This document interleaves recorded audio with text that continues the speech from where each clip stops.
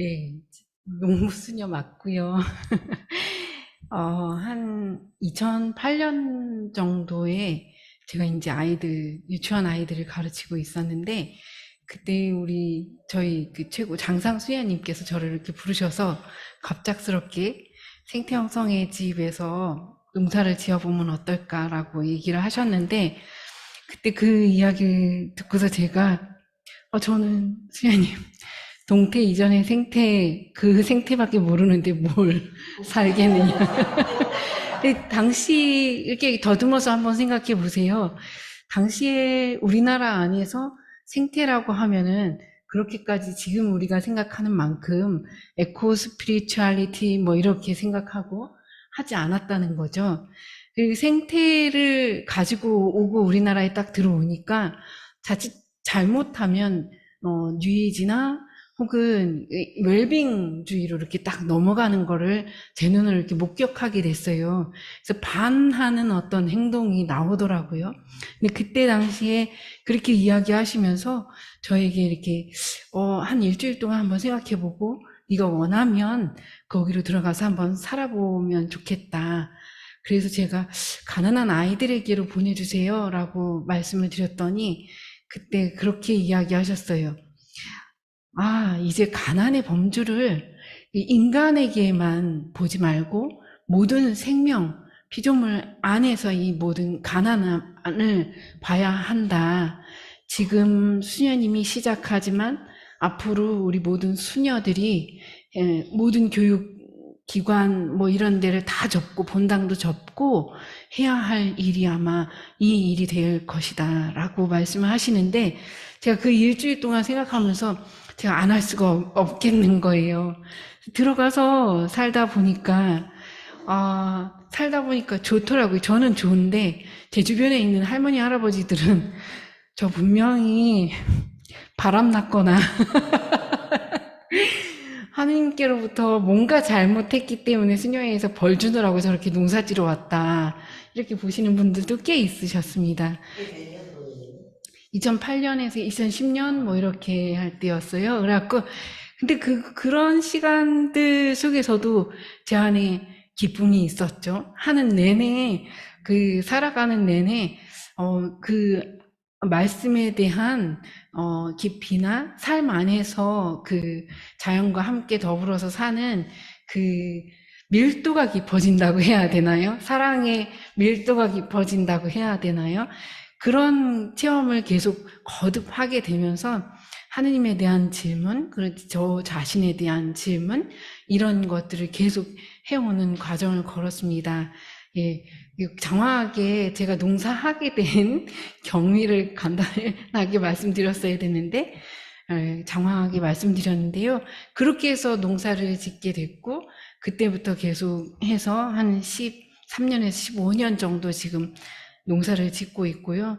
처음에는 2명에서 거의 첫 해에는 혼자서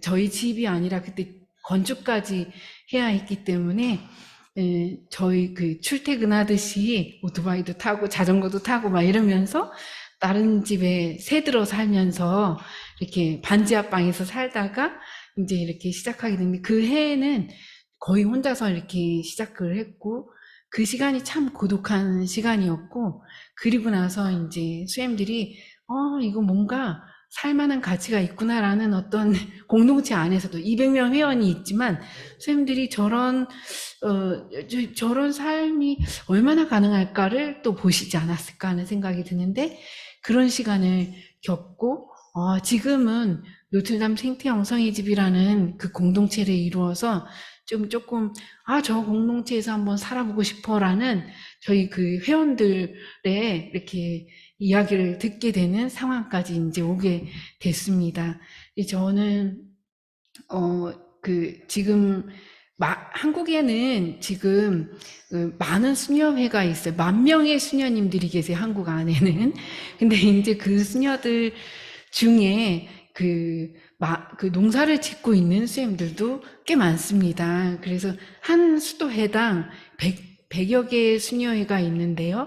근데 그 수녀회마다 아마 농사 짓는 공동체를 하나씩 가지고 있을 거예요. 게다가 한 100명 이상의 수행들이 머무는 공동체는 최근 들어서 저희가 이제 JPIC라든지 생태형성적 삶을 생각할 때, 이런 식의 삶을 우리 공동체 안에서도 한번 꿈꿔보자, 센터 구실을 하게 하자라고 해서 이런 이렇게 농사 짓는 공동체들을 꿈꾸는데, 게다가 저희 수녀회는 또 교육 수녀회다 보니까 농사를 지으면서 여기가 그냥 우리들만의 전원 생활이 아니라 조금 더 많은 사람들이 와서 이 삶을 공유할 수 있도록 했으면 좋겠다라고 하는 목적이 이렇게 추가가 되면서 교육 현장이 또 구실을 하고 있어요. 그런 공동체를 지금 만들어 가고 있고요. 제가 처음에 차 목사님으로부터 전화 받으면서 문명의 전환과 관상적 영성이라는 이 타이틀을 주셨는데 제가 이걸 받으면서 청천벽력 같았어요. 너무나 큰 농부잖아요. 농부가 무슨 문명의 전환까지 그렇게 크게 생각하겠습니까? 물론 근데 저희도 뉴스를 보고 수도 생활을 하고 있지만 뉴스나 사람들 만나고 아이들 표정이나 사람들과의 대화 안에서 얼마나 이 상황이 절실함이 묻어나는 상황인가를 늘 보고 있기 때문에 지금 현재 거창하게 문명의 전환이라고 하지만 뭔가 변해야겠다라는 어떤 사람들의 한 백성의 갈망이라든지 이런 것들을 읽어낼 수밖에 없는 상황인 거죠. 그래서 이런 전환을 꿈꾸는 정말 뭔가 범종교적인 이런 모임 안에서 정말 어떻게 보면 종교의 지도자들이라든지 어떻게 보면 리더에 계시고 새로운 길을 찾는 어떤 분들이 이런 전환을 꿈꾼다고 했을 때 내가 농사 짓는 걸로 뭔가 그래도 이런 삶도 있어요라고 말씀드릴 수 있다면 그래도 내 삶을 나누어도 되지 않을까? 라는 생각이 들어서 용기 있게 응답을 드렸는데 욕하셔도 됩니다.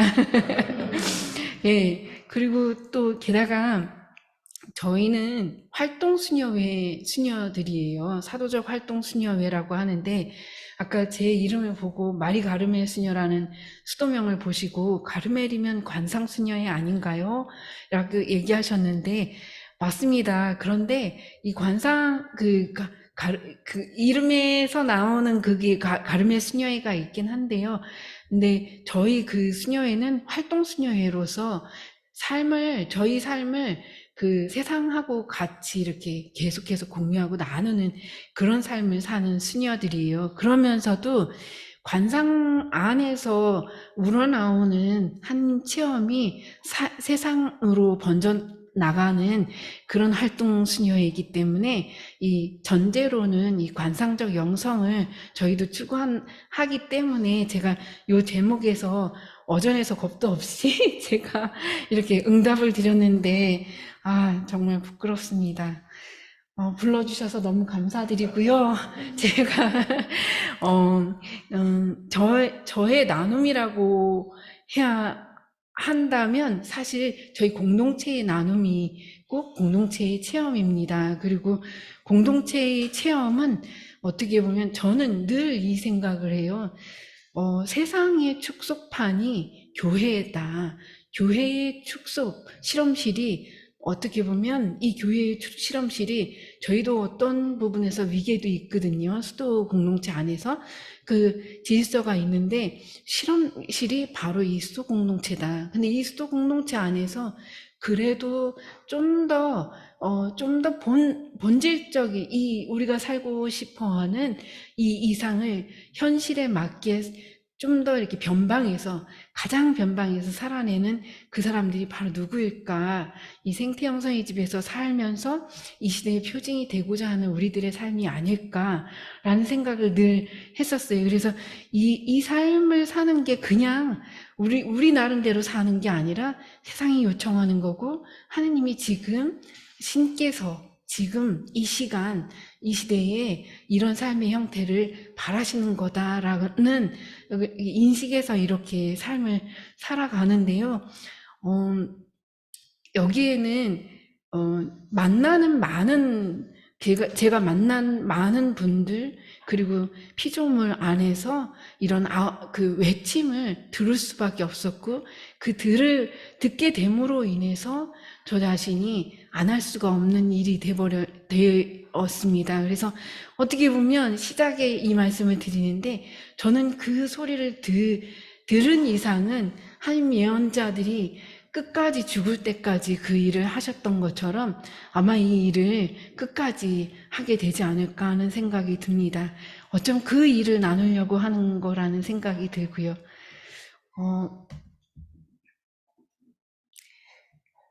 데이비드 스티키라는 분이 이렇게 말씀하셨어요.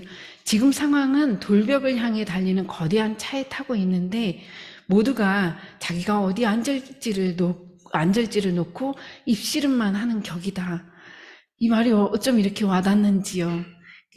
정치, 경제, 사회적으로 저희가 지금 어른들이 선택하는 우리의 모습이 바로 지금 끝을 보면서도 그 끝에 내 자리가 더 좋은 자리가 어디지? 라고 하는 그런 격이지 않은가 하는 생각이 들면서 우리 현실을 요 언어 안에서 이렇게 문장 안에서 한번 보고요.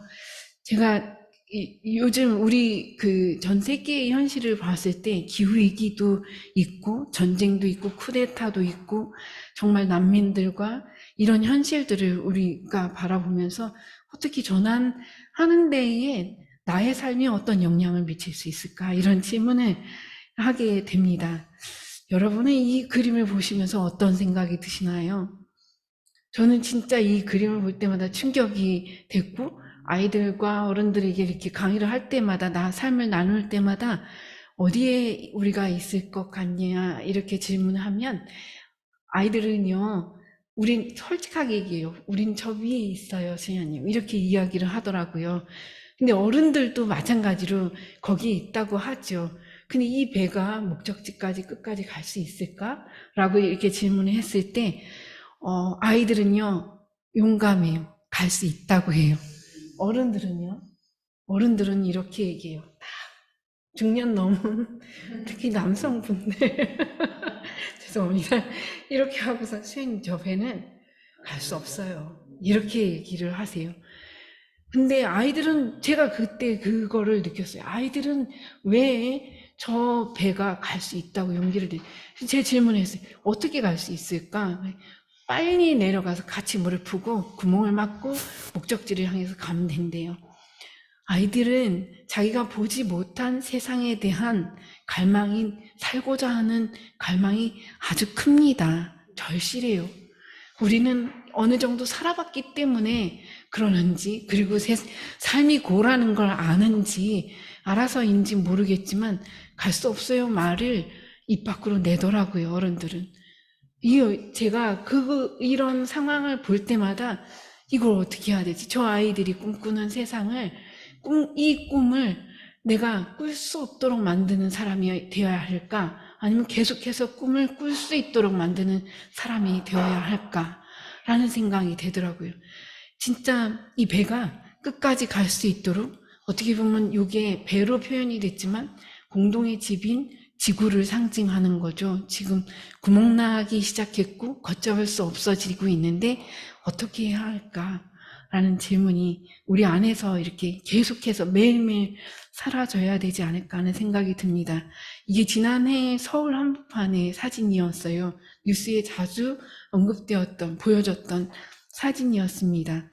이 사진이 일어났을 때 저도 서울에 있었는데 이때 당시에는 우리 앞으로 어떻게 될까 이렇게 하면서 걱정을 했다가 한 일주일 지나니까 다시 잠잠해지면서 일상이 복구가 되면서 어떻게 됐냐면 다시금 바로 이 사건이 작년 그 비가 내리고 장마가 심하게 오고 나서 쓰레기 얘기 나오고 이 방법들을 우리 다 알고 있더라고요.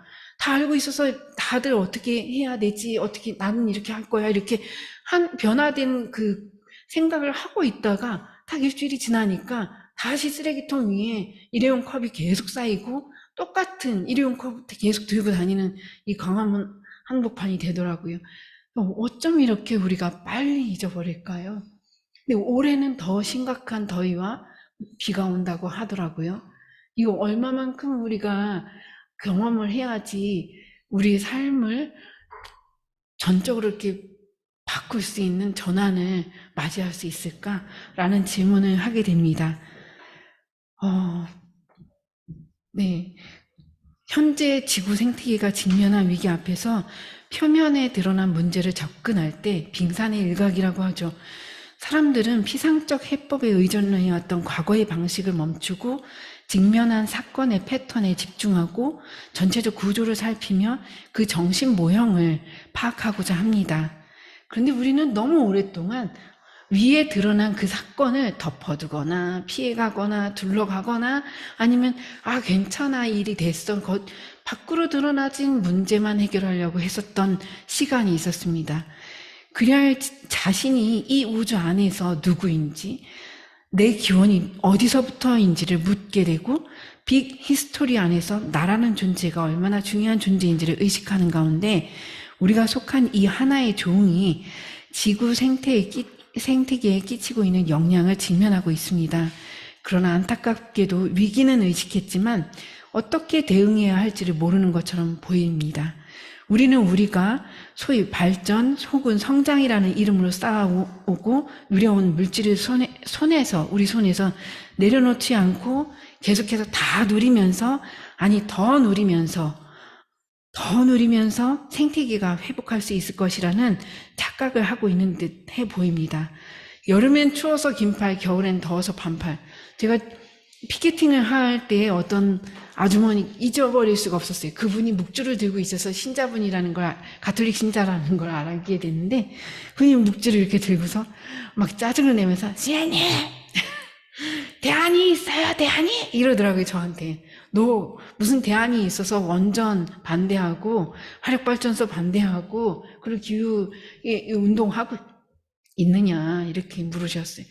저 근데 문득 이렇게 저 안에서 이렇게 생각했어요. 이분은 정말 보릿고개를 모르는구나 라는 생각이 들더라고요. 또 한편으로 이분은 분명히 지금 이런 사고는 이분만이 아니라 우리 안에서 대안책이 없다라고 생각하는 분들의 생각 안에는 여름엔 여전히 에어컨 켜놓고 긴팔 입고 겨울에는 반팔 입고 싶은 그런 욕구 아닌가 하는 생각이 들었어요. 가장 1차적인 대안은 내 삶의 방식에서 조금 불편함을 겪는 거예요. 아주 대단한 그런 방식 아닙니다. 근데 저의 생각에서는 이런 사고에서부터 우리가 벗어나는 것이, 대안적 삶의 시작이라는 생각이 듭니다. 이 그림 저는 지난 시간에,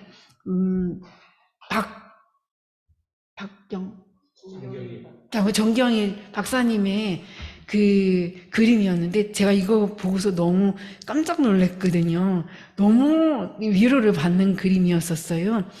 산업성장 문명에서 이 문명으로부터 우리 인간은 계속해서 뭔가 어떤 그 대안책을 강구하는 행동을 하게 된다. 근데 그 행동은 그냥 행동에서 그치는 게 아니라 행동과 함께 나아가서 의식의 변화를 가져오는 어떤 시간을 맞이하고 의식의 변화하고 같이 가야 한다는 걸 알게 됐고요. 또 나아가서 이거는 이런 그 행동과 의식의 변화는 대안적 삶을 위한 구조적 변화를 요청한다는 거예요. 그 방향으로 간다는 거죠. 근데 이 방향은 결국은 거대한 전환을 가져오는 생명 지속 가능한 사회로 우리를 향하게 할 것이다라는 그래프였어요. 뭔가 너무 아름다운 그래프라서 제 마음 안에 확 박아두게 됐는데 너무 좋더라고요. 제가 묵상을 하다가 기도를 하다가 이렇게 인간 안에 이런 창의력이 있다니. 그러니까 행동만 우리는 가끔 많은 CM들이 수도 공동체들이 저희 공동체에 와서 도대체 어떤 방식으로 살길래 이 삶을 이렇게 긴 시간 살 수 있어요? 라고 질문을 많이 하셨어요. 근데 그러니까 수도애들도 이렇게 요청이 돼서 이 삶을 살려고 하지만 농사만 짓거나 아니면 정말 데몬스트레이션으로 간다든지 아니면 교육만 하거나 각각 뭔가 이렇게 분절된 어떤 행동으로 가는 걸 봤을 때, 잘하는 사람 그 한 사람에서 끝나버리더라고요. 그게 아니라 약함이 있는 그 공동체를 인정하면서 행동과 의식 변화와 그것이 구조적 변화를 가지고 오는 어떤 대안책이 있는 삶이 되어야 한다는 그런 생각이 들더라고요. 그런 전환이 오지 않는 이상 뿌리를 내리기까지는 참 어려울 것 같다는 생각이 듭니다. 누군가 살고 싶고 공동체를 세우고 싶고 이런 공동체 이상적으로 한번 만들고 싶어서 한번 살아보고 1, 2년 살다가 문을 닫게 되는 그런 것들을 많이 목격하게 되는데, 진짜 이 거대한 전환을 오는 내 삶의 방식을 전환시킬 수 있는 거기까지 가기에는 이런 이런 그 방향성을 우리가 갖는 게 필요하지 않을까 하는 생각이 들어서 정경희 박사님께 감사드리는 마음이었습니다. 산업 문명으로부터 생명이 지속 가능한 생태 문명으로의 전환을 모색해 할 때에 우리의 행동과 의식의 변화를 넘어서서 어떤 대안적 삶을 도출시키게 됩니다. 파편화된 행동들의 모음으로 우리가 직면한 위기를 극복할 수 있는 것이 아니라 우리 삶의 양식으로 정착되어야 함을 인식하였기 때문입니다. 네, 이런 모델, 순차적이면서도 동시다발적인 이 패턴이 새로운 길을 찾는 이들에게 희망적인 모델로 다가온다고 저는 보고요. 따라서 어떤 이론적 근거를 저는 이렇게 두기보다는요, 제 소박한 그 삶을, 실제적인 경험을 토대로 대안적 삶에 접근하는 것을 여러분들께 말씀드리고자 하고요. 그리스도인이며 수도자라는 정체성을 지닌 이들이, 저와 같은 사람들이 자신들의 생활 양식을 어떻게 전환하게 됐는지 나누며 현재 우리가 직면한 문제 앞에서 생명에 이르는 길을 선택하는 이들에게 이정표로서의 기능을 할 수 있기를 기대해보게 됩니다. 김호성 목사님께서 지난 시간에 그런 말씀을 하셨어요. 대안적 삶의 강구책으로 수도공동체의 삶이 대안적 삶의 어떤 그 모델도 될 수 있다는 그런 표현을 제가 이렇게 듣게 됐을 때, 그러니까 수도공동체는 사실 그래요. 정결청빈 순명을 사실 결혼하신 분들, 평신도들, 성직자가 아닌 사람들도 모두가 다 복음적인 삶을 다 사는 거잖아요. 근데 그런 삶을 스스로 약속을 하고서 이 공동체 안에 정말 영영 남이었던 사람들끼리 공동체를 이루어서 사는 거거든요. 이 삶 안에 늘 없으면 안 먹고, 있으면 취하고, 근데 가난한 이가 있으면 나보다 그를 위해서 그걸 기꺼이 넘겨줄 수 있고, 뭐 이런 이 공동체 안에 복음을 중심으로 하는 이 삶의 양식을 수도공동체 안에 오랜 전통 안에서 가지고 와 있기 때문에 이건 아주 특별한 방식은 아니에요. 그냥 수도공동체의 삶인데, 그럼에도 불구하고 농사 짓는 이 공동체의 삶을 선택함으로 인해서 이 시대의 어떤 지표로서의 어떤 한 부분을 보여드릴 수 있을 거라는 생각이 듭니다. 제가 최근에 기도하면서 이 말씀을 굉장히 이렇게 많이 묵상하게 됐습니다. 네, 주님께서 이렇게 말씀하신 예레미야서 6장 16절인데요. 주님께서 이렇게 말씀하신다. 갈림길에 서서 살펴보고 옛 길을 물어보아라. 좋은 길이 어디냐고 물어 그 길을 걷고 너희 영혼이 쉴 곳을 찾아라. 그러나 그들은 그 길을 가지 않겠습니다 하였다. 여러분, 우리가 하나님이 좋은 길을 주시면 저는 가겠어요라고 하는 어떤 기도를 많이 드리고 있지 않는가? 당신께서 길을 보여주시면 저희 가겠습니다라고 기도하고 있지 않는가? 근데 사실 예언자들이 말했을 때 그 길을 가지 않겠다고 한 그 당시에 한 백성의 어떤 모습을 지금 우리 현실에서 하고 있다는, 나 자신도 그거에 치우쳐 있다는 성찰을 하는 때라는 생각이 듭니다. 이 말씀을 현 시대를 살아가고 있는, 특별히 하는 백성이라고 하는 종교인들이라면 한 번쯤 이렇게 더 이렇게 깊이 씨앗처럼 가지고 가야 되지 않을까 하는 생각이 듭니다. 이게 조천호 박사님이, 기후학자인 조천호 박사님이 내놓은 그래프 그림인데요. 우리는 기후변화의 영향, 이 그림을 봤을 때 저는 이제 하나님 말씀하신 그 갈림길에 서서라는 표현이 딱 맞는, 두 갈림길에 선 그 중간에 서고 있는 우리 자신을 보게 돼요. 우리가 조금 더 노력하면, 좋은 선택을 하면 위로 갈 수 있고요. 우리가 조금 더 이대로 그대로 가면 아래로 불구덩이로 간다는 거죠. 예, 오바마가 이렇게 얘기했대. 오바마 대통령이 우리는 기후변화의 영향을 체감할 최초의 세대이자 이에 대응할 마지막 세대이다. 굉장히 희망적이고, 하나님이 우리에게 이 시대에 굳이 이때에 태어나게 한 것을 절망적으로 생각하는 게 아니라 희망을 일굴 사람들이라는 생각이 듭니다. 저는 한편으로 또 이런 생각도 들었어요. 삶은 개구리 증후군이란, 어쩜 우리 중에 많은 사람들이 인류가 지금 이 증후군에 빠져 있는 게 아닌가. 지금 지금 우리 스스로도 죽어가고 있는데 너무 익숙해져서 죽지 못하고 있는, 튀어나오지 못하고 있는 우리 자신을 보게 됩니다. 예, 문명의 전환이라고 했을 때, 이제 기본적으로 우리가 산업 문명이 아직 발딛고 있고, 그 끄트머리에 서 있다고 했을 때, 거대한 전환을 위하여 우리는 현재 우리의 산업 성장 문명에 대해서 올바로 이해해야 하고, 또 특별히 우리가 한국 상황이라는 상황 안에서, 우리가 어떤 산업 문명을 거쳐왔는지를 간단하게나마 그리고 볼 필요가 있다는 생각이 듭니다. 제가 선택한 이 사진이, 위에 있는 사진은 일제 강점기 때에 우리나라 소나무를, 그러니까 우리나라 살림의 80%를 다 베고 15%는 전쟁 중에 소실됐는데, 일본 일제가 우리에게 소나무 송진까지 다 파갔다고 하잖아요. 그래서 송진을 지금 받고 있는 위의 사진이고, 그 송진을 받아갔을 때 현재 남아있는 상체기를 입은 소나무가 지금 시멘트를 이렇게 채워진 그 모습을 사진으로 담아봤어요. 어떻게 보면 일제강점기 아픈 우리의 몸과도 같은 사진입니다.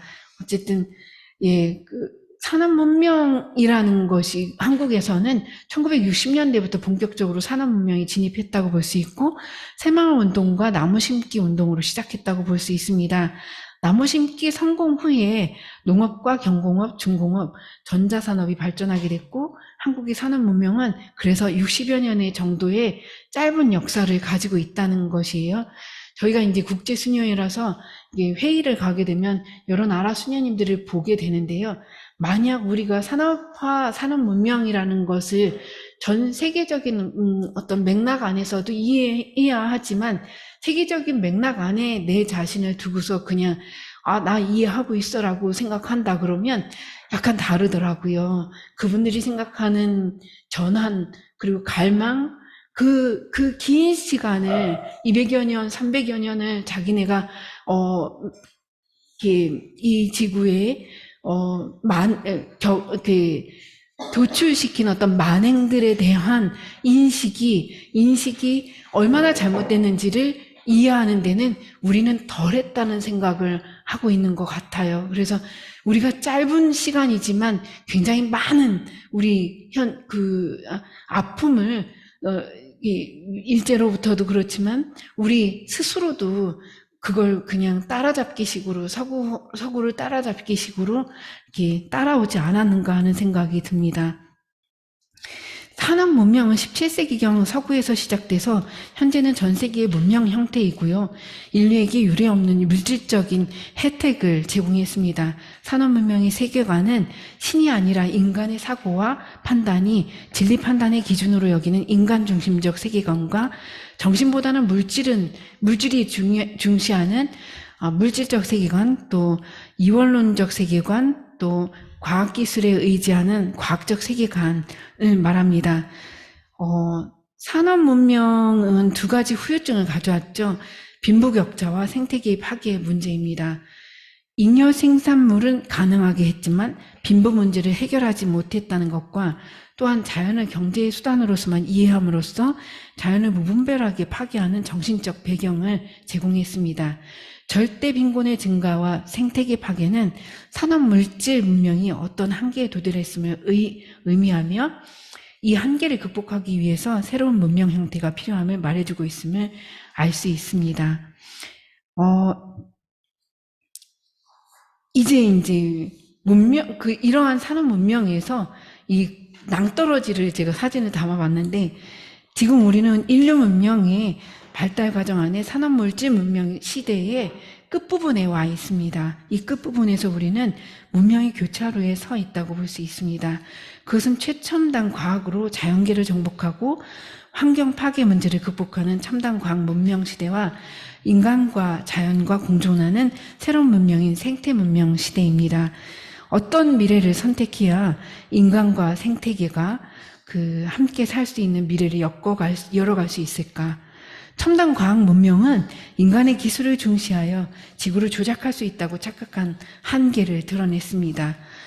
마치 이런 거예요. 우리 현실을 보게 할 때에 과학자들이 이런 표현을 했더라고요. 애니메이션으로.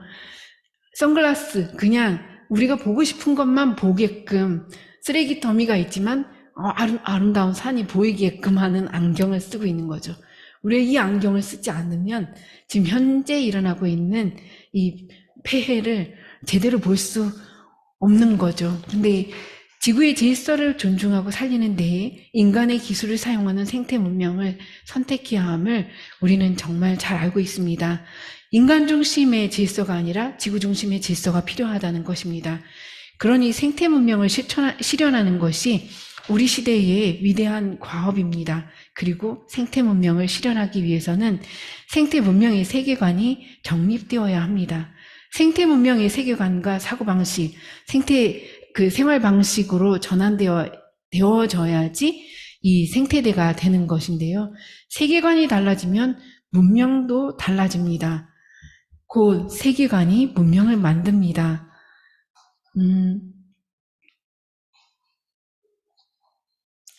네. 현대를 세계관의 혼란 시기라고 합니다. 곧 전통적인 세계관은 더 이상 적용되지 않고 새로운 세계관은 아직 정립하지 못하고 있는 것입니다. 그래서 성경의 창조론과 현대과학의 진화론의 조화로운 종합이 필요한 것이죠. 목사님들은 더 많이 아시겠지만 천주교는 특별히 더 그렇습니다. 청소년들이 성당이 별로 없어요. 왜 그럴까를 이렇게 고민했을 때 그 문제 중에 하나가 교회에서 가르치는 창조론과 자기들이 학교에서 배우는 진화론 사이에 갭이 너무 큰 거예요. 오히려 물질 문명의 과학적 세계관이 가지고 온 현대에 자신들이 누리고 있는 이 물질들이 진화론에 더 가깝게 이 진화론을 수용하는 데에 훨씬 더 도움이 되기 때문에 오히려 신앙을 잃게 되는 그 갭 안에서 잃게 되는데, 그래서 과제는 바로 이런 창조론과 그 진화론 사이의 그 갭을 정말 제가 맨 앞에서 정말 두 갈래 길에 놓여서 좋은 길을 물어서 제시되고 하느님 알려주시는 그 좋은 길을 복음 안에서 알아보고 이 현실에 지금 어려운 이 현실이 과거의 그 성경에서 비춰지는 바와 현재 지금 우리가 겪고 있는 어려움이 다르지 않다는 것을 그 갭을 없애주는 그 복음 해석이 이 아이들의 신앙을 붙들어 줄 수 있지 않을까 하는 생각이 듭니다. 지구 생태계는 인간의 판단과 행동에 의존하고 있습니다. 하느님께서 잘 돌보아라, 잘 다스려라 라고 하신 어떤 사명을 인간이 이제 자기 사명으로 가지고 있는데, 그 피조물들이 이런 인간의 판단과 행동에 의존되어 있다는 부분에서 우리가 정말 우리 역할의 중요성을 발견했으면 해야 하는 것이 발견해야 된다는 생각이 들고요. 나아가 생태 윤리를 우리 안에서 함양시켜야 한다는 우리 과제 인식을 해야 되지 않을까 하는 생각이 듭니다.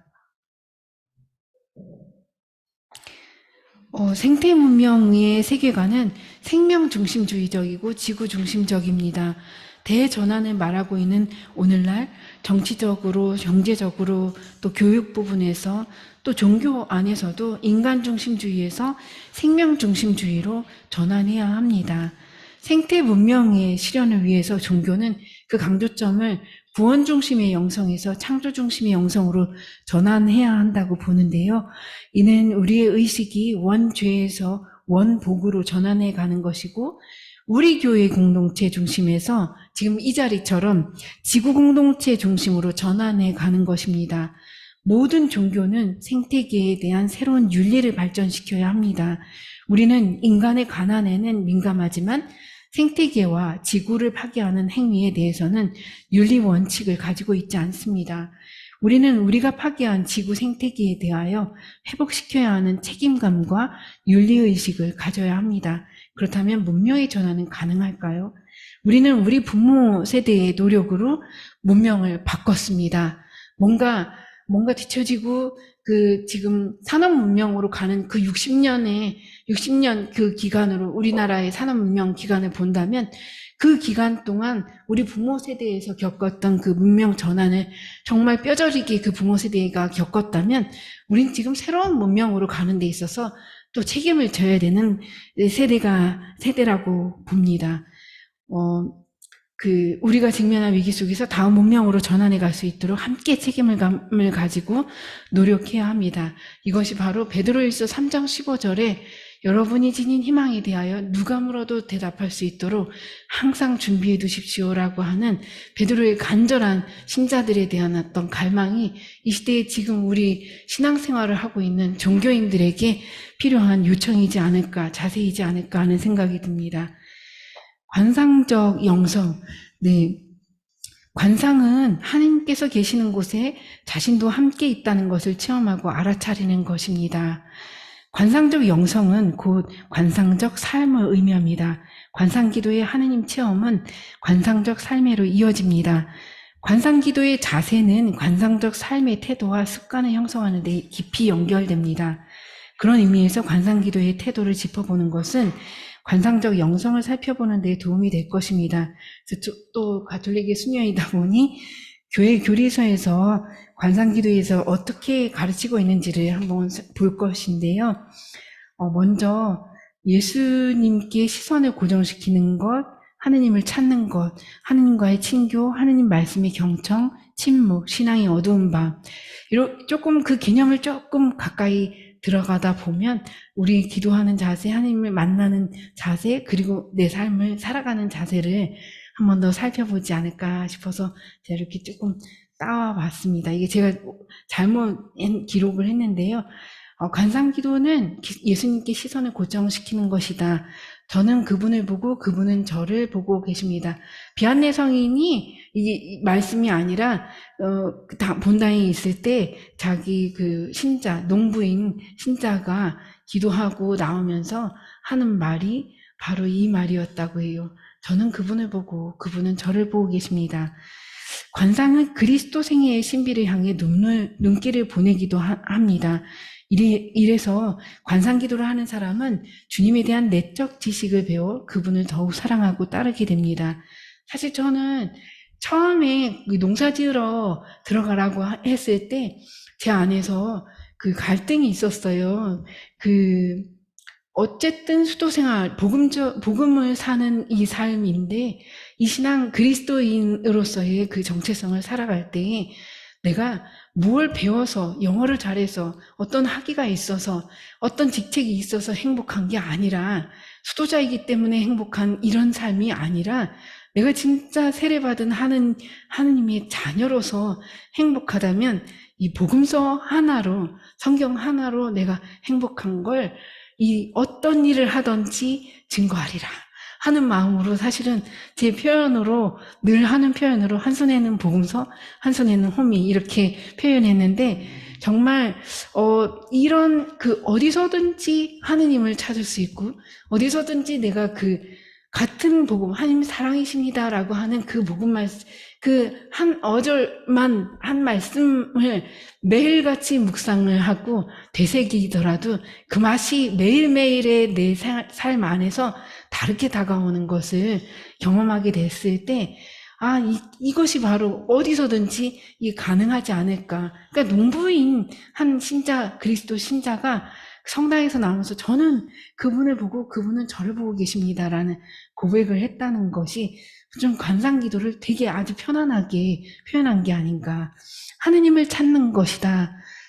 마음으로 하는 관상기도란 아벨라이 성녀 데레사가 이렇게 얘기한 거예요. 마음으로 하는 관상기도란 제 생각에 우리를 사랑하시는 그 하느님과 자주 단둘이 지냄으로써 친밀한 우정의 관계를 맺는 것입니다. 이미 이렇게 맛보신 분들은, 이렇게 기도하시는 분들은 다 이걸 아실 것 같고요. 아가서에서 관상기도를 말할 때 이 아가서에 내 영혼이 사랑하는 이라는 표현이 적절한 그 관상기도를 하는 자세를 말하지 않는가. 또 하느님과의 친교다라고 보는데 성삼위 하느님께서 하느님의 모습인 인간을 당신과 닮게하는 친교이다. 관상기도는 머물고 지켜보고 그냥 바라보기만 하느님을 지켜 바라보는데 내 안에서 그분을 느끼고 내 삶의 영역 안에서 내가 움직임 안에서 피조물을 보는 중에 그리고 내 자신이 움직이는 내 자신 안에서 그 하느님을 느끼는 그 체험을 하는 동안 내가 삼일체의 하느님 삶에 참여하고 있구나를 신앙 안에서 고백하는 그런 삶이라는 것을 표현하고 있는 것 같습니다. 하느님 말씀에 경청하는 것이다. 종이 되신 성자의 그러니까 예수 그리스도의 예라고 하신 그 아멘이라는 응답과 그 마리아의 그대로 이루어지소서 휘앗이라는 그 응답에 우리도 동참하는 것이다. 네. 그리고 그 경청은 그냥 듣기만 하는 것이 아니라 내 삶을 참여하게 하는 것이라는 거. 그리고 침묵이다. 이 침묵 중에 성령께서는 우리를 예수님의 기도에 참여하게 하신다는 거. 침묵하지 않고 아까 잠시 3분 동안 머무는 동안도 우리가 잠시 그 어떤 뭔가 이렇게 깊이 이렇게 들어가는 것을 짧지만 경험할 수 있었는데 성령께서 초대하시는 그 음성에는 엘리야 예언자가 경험한 그 경험처럼 그 거대한 폭풍우나 바람 속에서가 아니라 산들바람 속에서 조용히 참여할 수 있다는 거. 신앙의 어두운 밤을 이게 말합니다. 신앙의 어두운 밤에 머물기를 동의할 정도에 이르면 관상기도는 많은 사람에게 생명을 가져가주는 사랑의 일치를 이루는 기도가 된다. 사실 이 경지에 오르면 굉장히, 근데 그리스도인들의 세례는 사실 예수의 삶과 죽음과 부활에 참여하겠다는 신앙 고백이 들어가 있잖아요. 내가 예수의 삶과 죽음과 부활에 참여하겠습니다라고 하는 아멘이라는 응답으로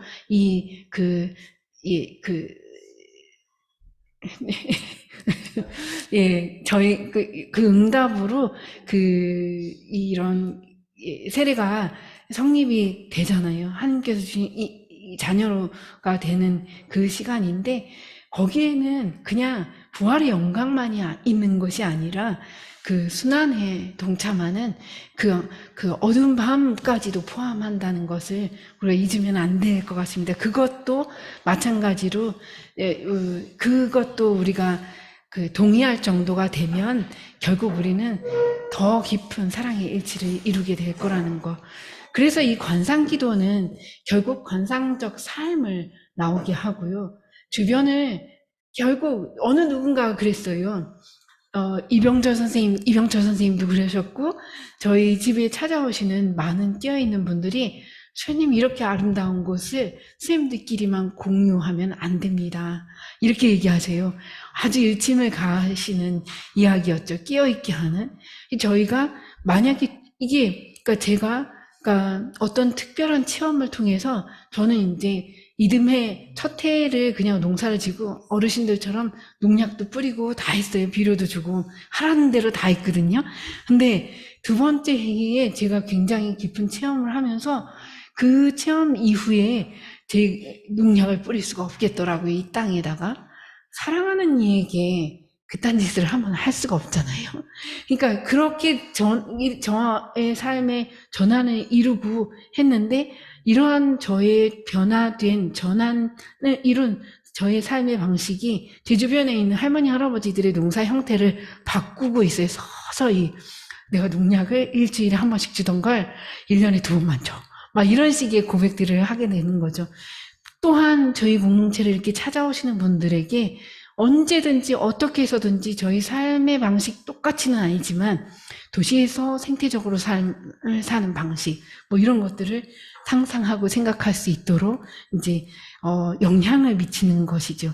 관상적 삶은 당연히 자연스럽게 그냥 뿜어져 나가게 되지 않을까 하는 생각이 듭니다. 그리고 그래서 저는 아까도 말씀드렸지만 시작하면서 저는 이 어린이들을 보면 어른들보다도 더 많이, 어른들을 보면 제 안에 이렇게 분투하는 소리가 나요. 더 만나야지 하는 생각이 들고, 어떻게 해서든지 새로운 바람을 일으켜 드리고 싶고, 어린이들을 보면 이 아이들에게 정말 바른 스크래치를 내고 싶어요. 마치 저는 이 갈망이 있는데요.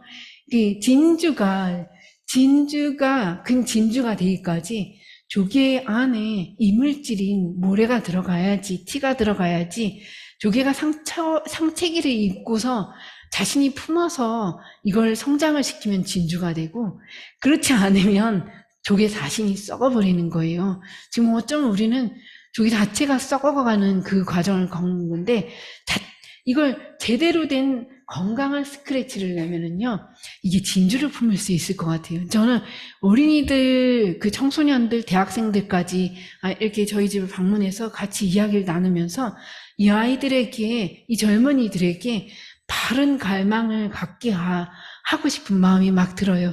이 아이들이 내뱉는 그 살고자 하는 절규가 느껴지면서 그 절실함 속에서 지금 이 남들이 보면 제가 밖으로 나가서 광화문 한복판에서 삶은 이렇게 살아야 합니다라고 외치지 않고 농사 지으면서 조용히 살고 있거든요. 오늘 여기 나오게 됐지만 그 조용하게 사는 이 삶이 누군가에게 메아리가 될 수 있게 하는 관상적 영성이 될 수 있을까를 늘 고민하면서 재촉하는 이 아이들, 젊은 이들의 그 소리를 저 안에서 이렇게 듣게 되고, 심지어는 저는 자연의 소리를 통해서도 그 소리를 더 살고 싶고 더 이 아름다움을 유지하고 싶다라는 이 제 주변부의 소리를 듣게 되었습니다. 그래서 내려놓을 수가 없어요.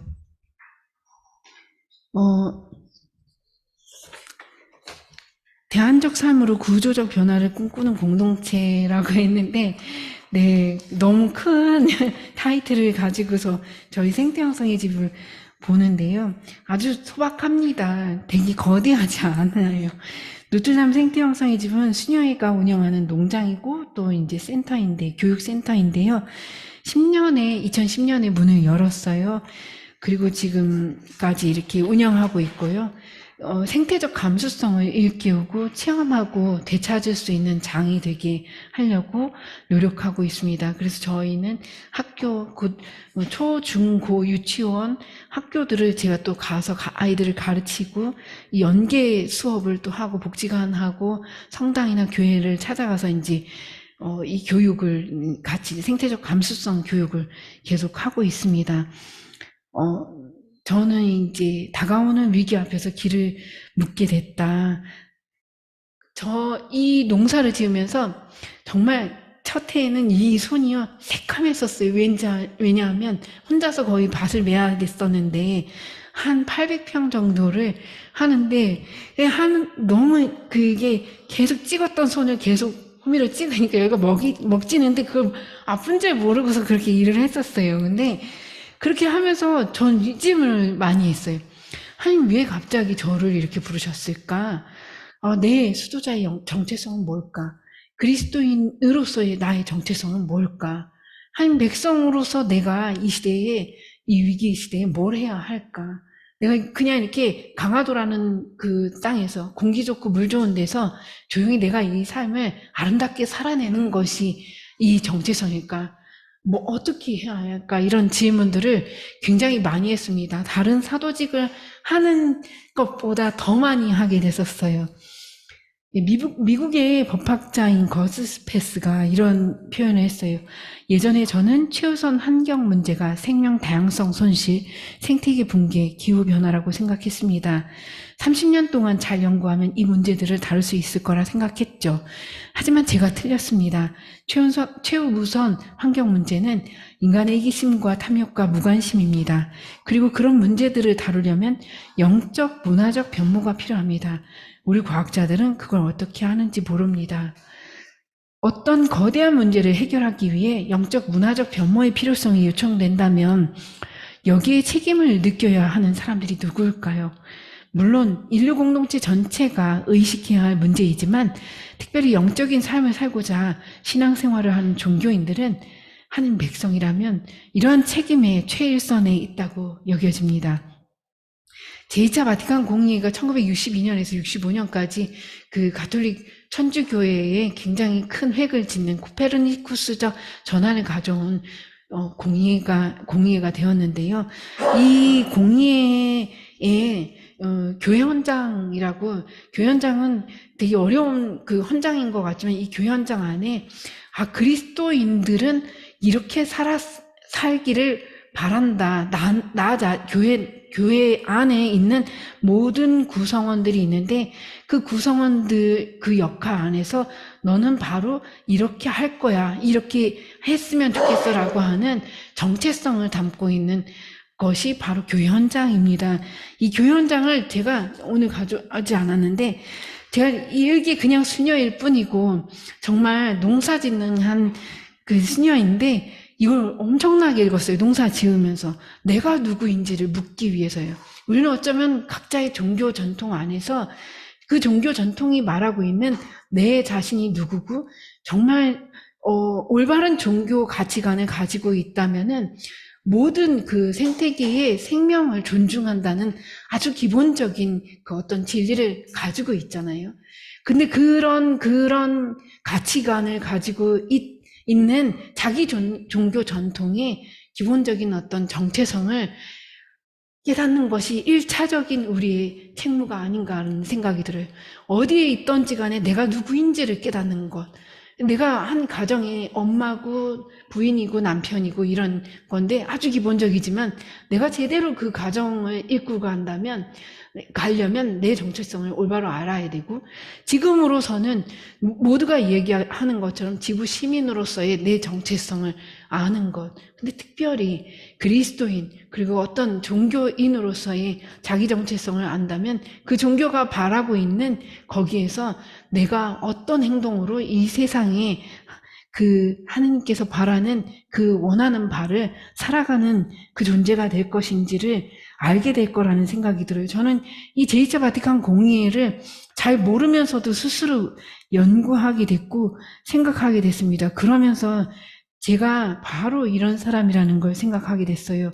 교회 현장에서 수도자들에게 다른 모든 그리스도인들이 나아가야 할 자세로 나아가되 성자께서 성부의 뜻을 이루시려고 세상에 오시어 받아들이셨던 생활 양식, 당신을 따르는 제자들에게 제시하신 그 생활 양식을 더 철저히 본받고 교회 안에서 영구히 재현한다고 말함으로 인해서 교회 안에서 선한 저 같은 수도자들이 항상 새롭게 되면은 지금 여기에서 어떻게 그리스도를 따라야 할지를 고민하며 살게 되었습니다.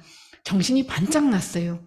영구히 그리스도와 제자들이 살았던 그 모습을 어느 세대에 태어나든지 간에 수도자로 만약에 내가 그 삶을 선택했다면 그걸 재현하는 삶을 살아야 한다. 그럼 내가 이 시대의 이 위기 안에서 제가 고등학교 아이들을 가르칠 때 이 시대를 어떻게 표현할래? 라고 했을 때 절망적이에요, 암담해요, 죽고 싶어요 라는 표현을 듣게 됐을 때 너무 힘들었어요. 정말 제 자신이 너무 미안하다고 생각했는데 이런 이 현실 안에서 제가 베드로가 말한 언제든지 희망을 말할 수 있도록 준비해두라고 했던 그 베드로 사도들의 그 가르침과 그 예수 그리스도께서 보여주신 그 삶의 방식이 있는데, 근데 내가 지금 그 괴리를 그것을 그때 2000년 전이라고 생각하고서 지금 현재를 살아가면서는 딴 삶을 살고 있다면 이 관상이 아닌 거죠. 그리고 영구히 재현하는 것도 아니고요. 사실 이게 영구히 재현한다는 건 관상적 영성을 산다는 거거든요. 그러면 내가 어떻게 그걸 살아야 할까라는 굉장히 큰 제 안에 과제의식이 되었습니다. 수도공동체의 자기인식 안에서 지구 공동의 집이 직면한 위기가 심각해질수록 수도에는 어떤 대안적 삶의 표징이 될 공동체를 모색했는데요.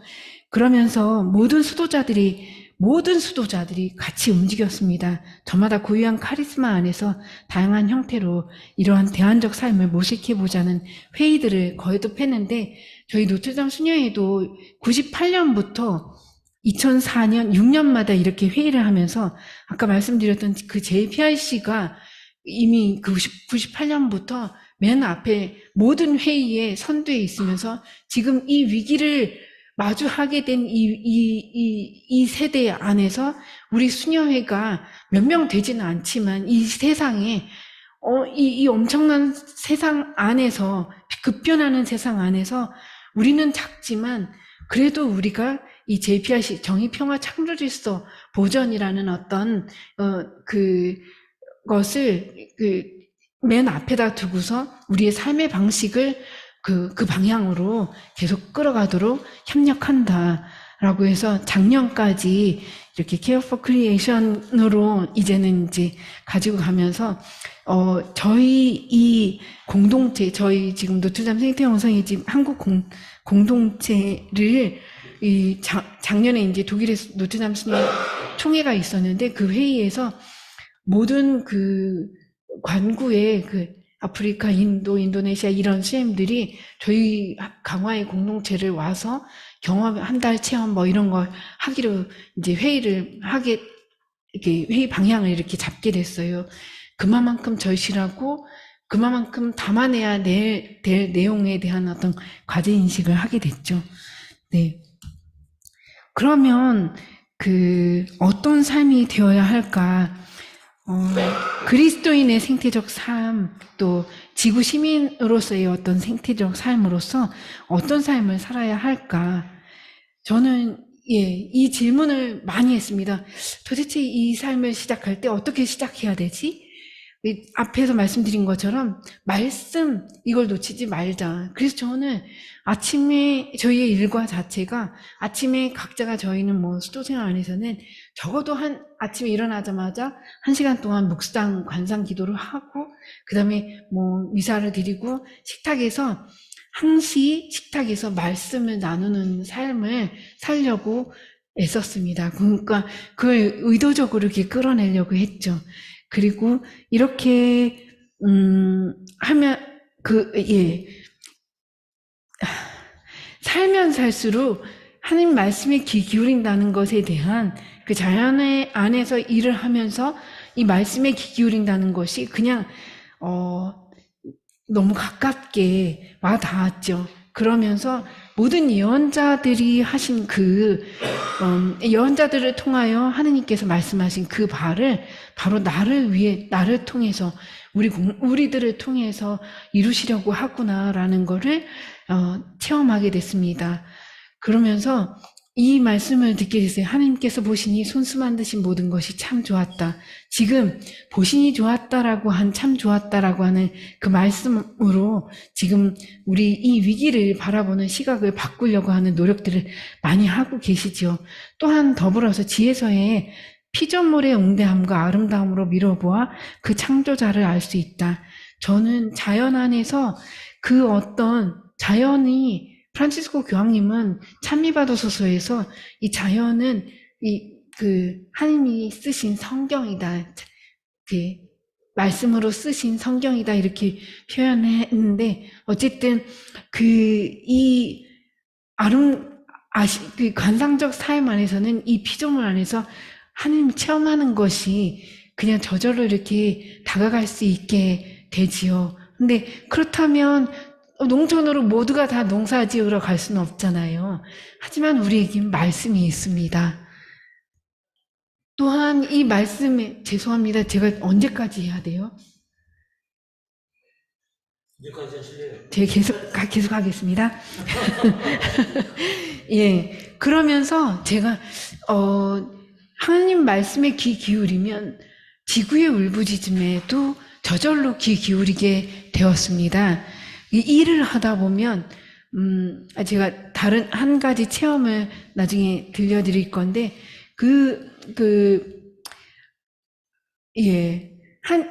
그냥 따로 떨어져서 피조물 따로, 하나님 말씀 따로가 아니라, 결국 하나님 말씀 안에서 살아간다고 하고, 이 관상적 삶을 산다는 것, 영성을 산다는 것은 이 피조물 안에서 그 하느님을 또 발견하게 되는 거죠. 범신론적인 게 아니라 발견하는 거죠.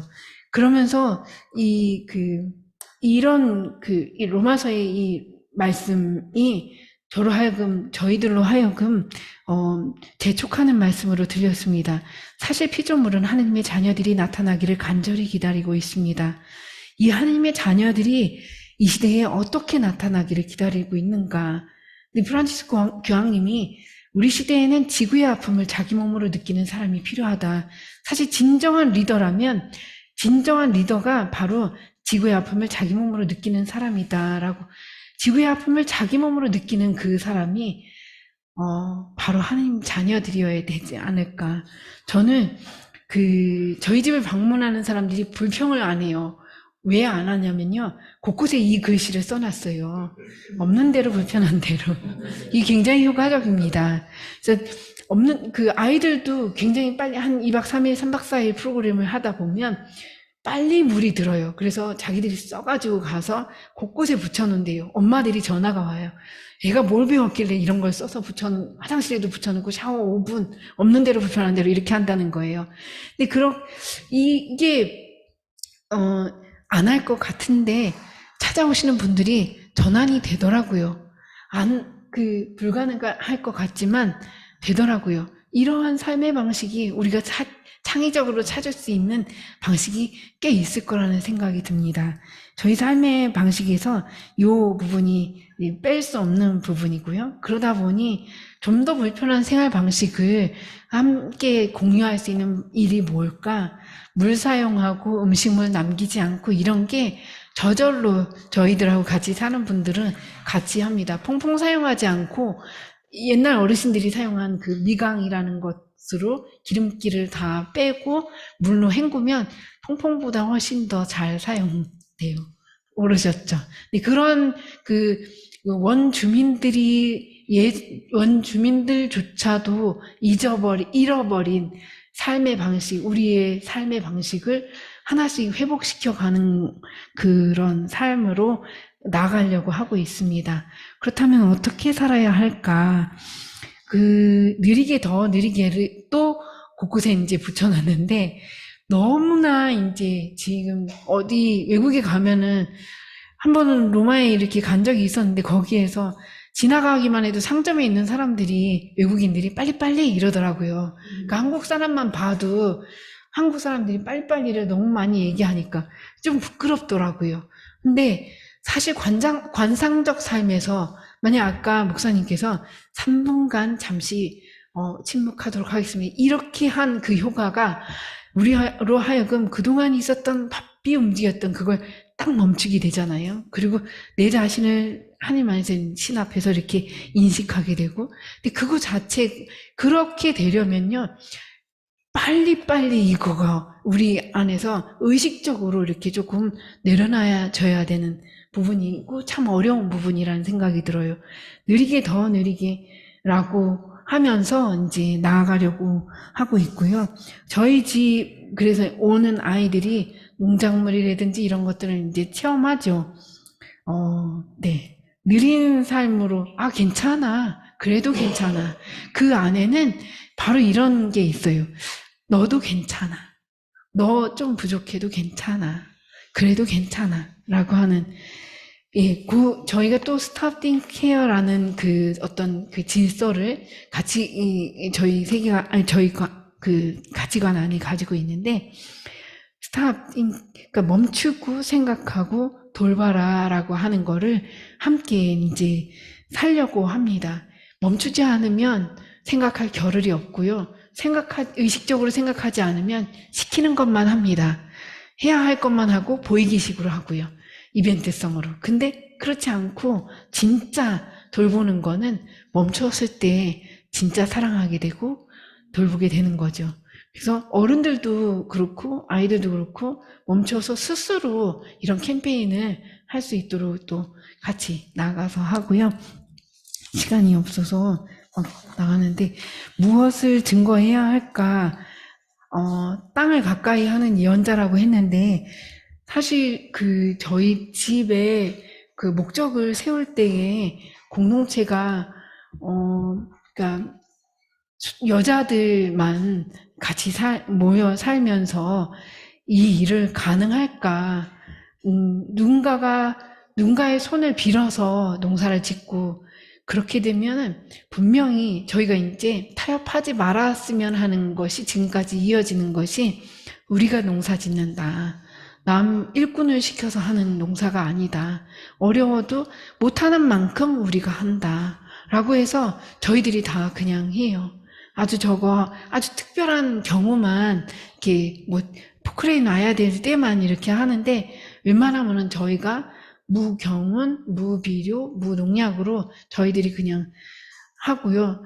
네, 그렇습니다. 그래서 땅을 가까이 하지 않고 여기서 산다고 말할 수 없고 땅을 가까이 하지 않고 생태 형성을 우리가 확신 있게 말할 수 있겠는가라고 하면서 이렇게 이거는 놓지 말아야 할 우리의 삶의 태도다라고 하고 있습니다. 저는 이게 이제 아까 제가 보여줬던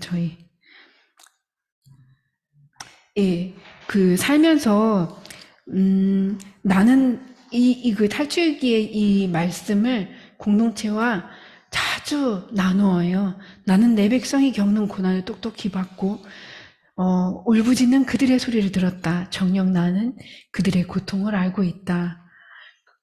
이 말씀 안에 하나님의 정말 구원하고자 하시는 인류를 구원합시다라고 하는 삼위일체의 어떤 음성을 저희 안에 이렇게 새기게 됐고 그 안에 기도하면 할수록 매일의 그 기도가 우리의 먹거리를 위해서 우리 살기 위해서 그렇게 하는 게 아니라 백성을 향해서 내려오는 그 하느님의 마음을 생각하게 됐고 근데 내가 누굴 보낼까? 누가 우리를 위하여 가리오라고 했을 때 우리는 우리가 간다고 얘기해야 되지 않을까요, 스님들? 이렇게 저희가 나누게 되죠. 제가 사실은 이 체험을 이야기해드리고 싶어요. 어떻게 보면 제 삶의 방식을 1년 동안 처음에 강화도에 들어가서 살 때에 한 해 동안은 정말 죽어라고 일을 했고 이렇게 뭔지 모르고 했습니다. 근데 하고 나서 그 이듬해 봄에 다시 밭을 읽을 때 네가 땅이구나 라는 걸 경험했어요. 이런 소리 들어보신 적 있으세요? 그냥 그런 너는 그랬구나 이렇게 들으시면 안 돼요. 이게 굉장히 제 안에서 마치 사랑하는 사람이 내 옆에 있는데 사랑하는 남편이 있는데 이제 알아본 거예요. 그런 경험을 처음이자 그 한 경험이 저로 하여금, 이 땅이 하느님께서 지으신 그 피조물 가운데 하나로서 내가 그냥 딛고 이용할 가치로서의 땅이 아니라 나와 함께 피조물로서 지어진 한 존재이고 타자인데 내 이 땅에 무슨 짓을 하고 있는 거지? 그래서 이 땅에 더 이상 농약질이나 비료질을 한다면 얘를 너무 아프게 하는 거야. 내 부인을, 내 남편을, 내 자식을 아프게 하는 거예요. 이 땅에서 나올 유기농 식품을 취하기 위해서 내가 농약을 안 뿌린다 이게 아니라 하나님이 창조하신 하나의 피조물로서 이 땅을 타자로 보면서 네가 땅이구나 이것을 처음으로 인식하게 됐을 때 저의 그 모든 가치관이 확 이렇게 전환이 되면서 내가 이 땅을 이제 돌보고 얘가 원하는 걸 해주자. 그래서 미생물 농법으로 이 땅에 좋은 미생물이 건강한 미생물이 살 수 있도록 도와주자. 그래서 그 건강한 미생물이 거기에 털을 잡고 저희는 씨만 뿌리면 미생물이 얘네들을 도와서 이 농작물을 키우게 하는 거죠. 그런 농법으로 이렇게 하는데 되게 너무 신기한 경험을 많이 하게 되고요. 그러다 보니 이 땅에 대한 타자로서의 땅을 경험했을 때 모든 새소리나 꽃의 아름다움 속에서 아름다움만 보진 않아요. 이들의 나 좀 도와주지 않을래? 라고 하는 음성을 듣게 되는 거죠. 그러니까 이 삶을 살면서 그냥 먼저는 이 아름다움, 감사로움을 먼저 경험하게 하는 거죠. 그래서 그냥 딛는 터전이 아니라 이들의 아름다움을 경험하고 그 속에서 그 너머에 있는 소리를 듣게 하는 것이 저희의 삶의 그 방식이고 그리고 그 목표입니다. 네가 땅이구나라는 체험은 땅을 이용 가치로 여겼던 시선에서 온전한 타자로 인식하게 하여 땅이 원하는 어떤 돌보기를 시작하게 되었습니다. 예, 그래서 땅에게 못할 짓 그만두고 그가 원하는 것을 제공해주면 땅은 곡식을 주는 것이죠. 그래서 이제 생태 교육을 그렇게 하면서 시작하게 됐는데요. 사실 수도 생활 안에서 그러니까 교회에서 이 수녀들이 사는 수도자들, 우리 그리스도인들에게는 모두 예언성이 있는데 너는 예언자다라고 하는 백성들을 부르셨다면 우리 저희 수녀들의 그 예언성은 밖에 나가서 이렇게 선포하는 예언이 아니에요. 저희들에게 가톨릭 교회가 저희들에게 요청하는 그 예언성은 삶의 정사성이에요.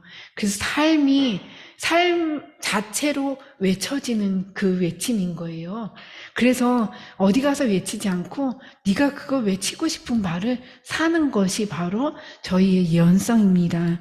그래서 저희가 어떻게 하면 지금 이 시대에 땅을 살리고 다른 피조물들을 복음 안에서 복음적으로 이걸 예수님이 정말 가난한 이들에게 다가가셨던 그 삶의 방식, 그 사랑의 방식으로 살릴 수 있을까를 고민하면서 이제 저희가 살고 있는데요.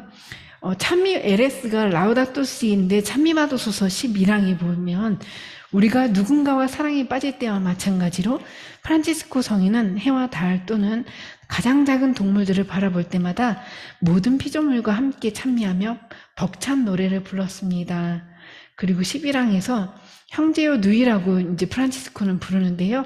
그러한 확신은 우리의 행동을 결정하는 선택에 영향을 주기에 순진한 낭만주의로 폄훼될 수 없습니다. 저는 이 말씀이 굉장히 위로가 됐습니다.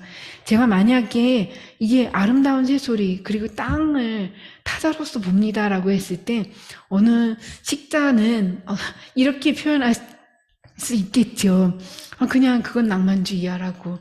근데 그게 아니라 그랬기 때문에 저희의 생활 방식을 결정하는 데에 어떤 선택에 영향을 미쳤다고 한다면 이거는 그렇게 낭만주의적인 것만으로 끝나진 않는다는 것이죠.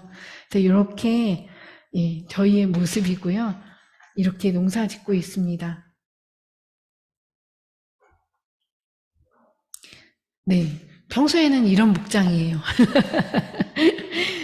거의 여름 때에 저희가 농담으로 저희 동네 소라 아빠라고 사는데 많이 도와주시는 분들, 이렇게, 뭐 심으세요? 이렇게 가르쳐 주시는 분인데, 이분에게서 일 많이 했을 때 나는 그 냄새를 저희도 소라아빠 냄새 나, 수녀님, 이렇게 얘기할 정도로 저희도 완전히 그 땀으로 범벅되고, 근데 그러는 중에 너무 행복해요. 아시는 분은 아시겠지만, 그런 그 노동하는 그 기쁨이 있습니다. 이렇게 아이들의 그 행복한 모습을 저는 너무나 많이 목격해요. 핸드폰에 익숙하다고 하죠. 근데 핸드폰을 딱 걷고서 자발적이지 않아요. 강제적으로 걷어요, 처음에는. 근데 그날 저녁부터는 자연과 너무 하나가 돼요.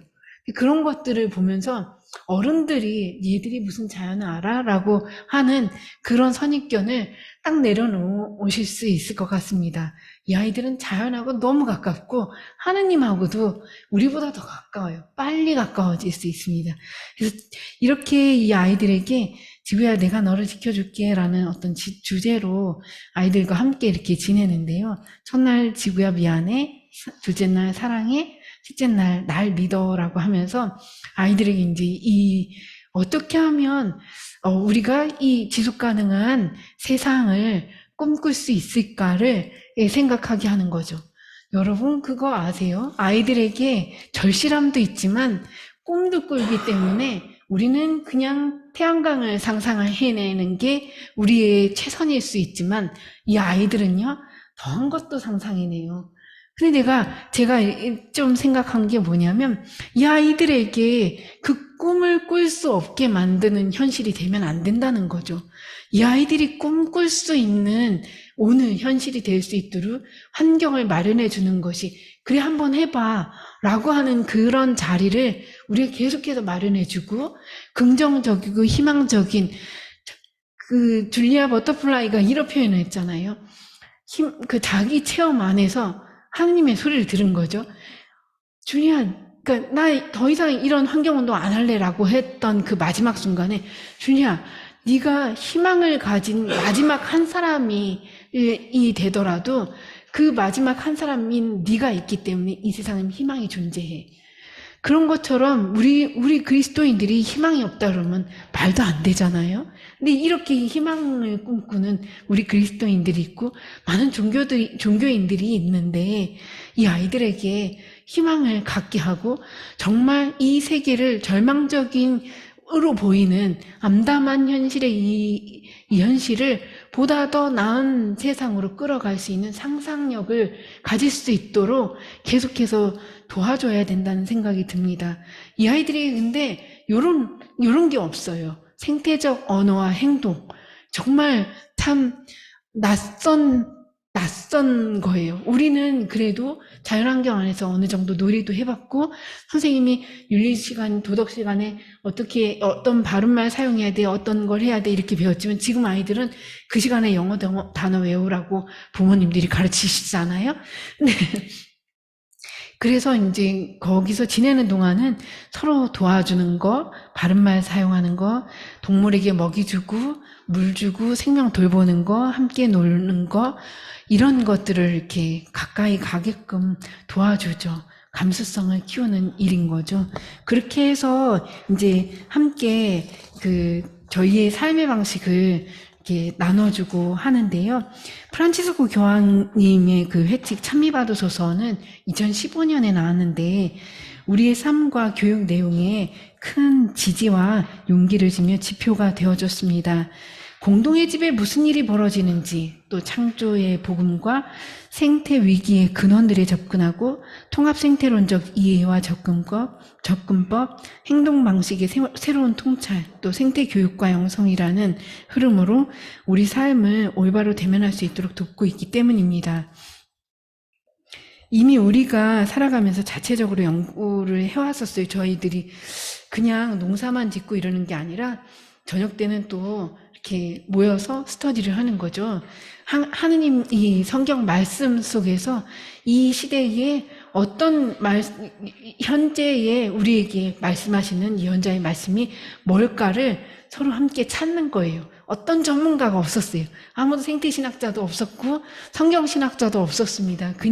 저희 그냥 기도하는 수도자들이었는데 저희들끼리 그렇게 공부하면서 이거 너무 필요하고 이걸 나누어줘야 될 것 같고 그런 것들을 이렇게 발췌를 하기 시작했죠. 그러면서 이제 이 찬미받으소서가 나오면서 공동의 집이라는 그 개념과 함께 이게 종교를 떠나서 범종교적으로 지구 시민으로서 모두가 지금 똘똘 뭉쳐야 될 때다라는 것을 함께 더 통찰할 수 있게 됐습니다.